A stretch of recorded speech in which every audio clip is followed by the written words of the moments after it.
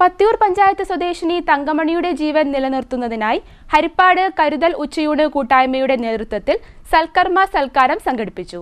ആഴ്ചയിൽ 2 ഡയാലിസിസ് ചെയ്താണ് തങ്കമണി ജീവൻ നിലനിർത്തുന്നത്. വൃക്കരോഗബാധിതയായ വീട്ടമ്മയുടെ കണ്ണീരൊപ്പാൻ ഒരു നാട് ഒന്നായി രംഗത്തിറങ്ങിയപ്പോൾ മണിക്കൂറുകൾ കൊണ്ട് നേടിയത് 2 ലക്ഷത്തിലധികം രൂപ.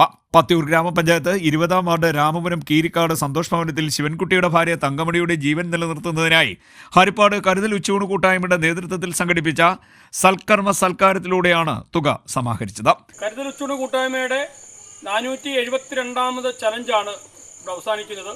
വ്യത്യസ്തമായ ചലഞ്ചുകളാണ് ഈ രോഗികൾക്ക് സഹായം നൽകുവാനും വീട് പണി പൂർത്തീകരിക്കുവാനും ഒക്കെ തന്നെ കഴിഞ്ഞ കാലങ്ങളിൽ കൂട്ടായ്മ നടത്തുന്ന വ്യത്യസ്തമായ ചലഞ്ചാണ് സൽക്കാരം എന്നതിന് പേരിട്ടു.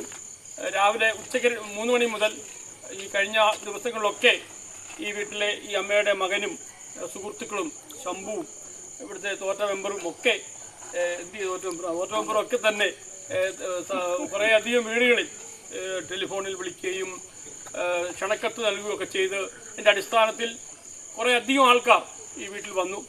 ഈ അമ്മ 2 വർഷമായി കിഡ്നി രണ്ടും പ്രവർത്തനം നഷ്ടപ്പെട്ട് ഡയാലിസിസ് ചെയ്തുകൊണ്ടിരിക്കുകയാണ്. ആഴ്ചയിൽ 2 ഡയാലിസിസ് എന്ന് പറയുമ്പോൾ ഏകദേശം 10,000 രൂപയോളം ഒരു മാസം ചെലവ് വരും. മറ്റു വരുമാനങ്ങളൊന്നുമില്ലാത്ത ഒരു അംഗനവാടി ടീച്ചറിന് 12,000 രൂപ ശമ്പളമാണ് കിട്ടുന്നത്. ഒരു വർഷമായിട്ട് സ്കൂളിൽ പഠിപ്പിക്കുവാൻ പോകാൻ പറ്റാത്ത വിഷമവും ഉണ്ട്. ഈ തങ്കമണി ടീച്ചറെ സഹായിക്കുവാനുള്ള ഈ കൂട്ടായ്മയുടെ ഈ പ്രദേശത്തെ എല്ലാ സുഹൃത്തുക്കളുടെയും ഒരു വലിയ ശ്രമം ഞങ്ങൾ പ്രതീക്ഷിച്ചതിനേക്കാൾ വിജയം കണ്ടു എന്ന സന്തോഷത്തിലാണ്. 2,07,000 രൂപ ഇതിനോട് സഹായിച്ച 12 എന്ന ബാബു, മൈക്ക് എന്ന മനുഷ്യനെ, ബഷീർ മിച്ചർ തന്നു, അവല് തന്നു, ശർക്കര തന്നു, അങ്ങനെ ഒത്തിരി സഹായങ്ങൾ ഒരു മറ്റ് ചെലവുകളൊന്നും ഇല്ലാതെ തന്നെ ലഭിച്ച പൈസ മുഴുവനായി തങ്കമണി ടീച്ചറെ എത്തിക്കുക. 60 വയസ്സുള്ള തങ്കമണിയുടെ 2 വൃക്കകളും തകരാറിലായിരിക്കുകയാണ്. ആഴ്ചയിൽ 2 ഡയാലിസിസുകൾ വീതം ചെയ്താണ് ഇപ്പോൾ ജീവൻ നിലനിർത്തുന്നത്. അംഗൻവാടി അധ്യാപികയായ തങ്കമണിക്ക് ഇതുമൂലം ജോലിക്കും പോകാൻ കഴിയാത്ത സ്ഥിതിയാണുള്ളത്. തിരുവല്ലയിലെ സ്വകാര്യ ആശുപത്രിയിൽ കഴിഞ്ഞ 2 മാസക്കാലമായി ഇവർ ചികിത്സയിലാണ്. ആഴ്ചയിൽ 2 ഡയാലിസിസ് ചെയ്താണ് മുന്നോട്ട് പോകുന്നത്. ഇതിന് വലിയ സാമ്പത്തിക ബാധ്യതയാണ് ഉണ്ടാകുന്നത്.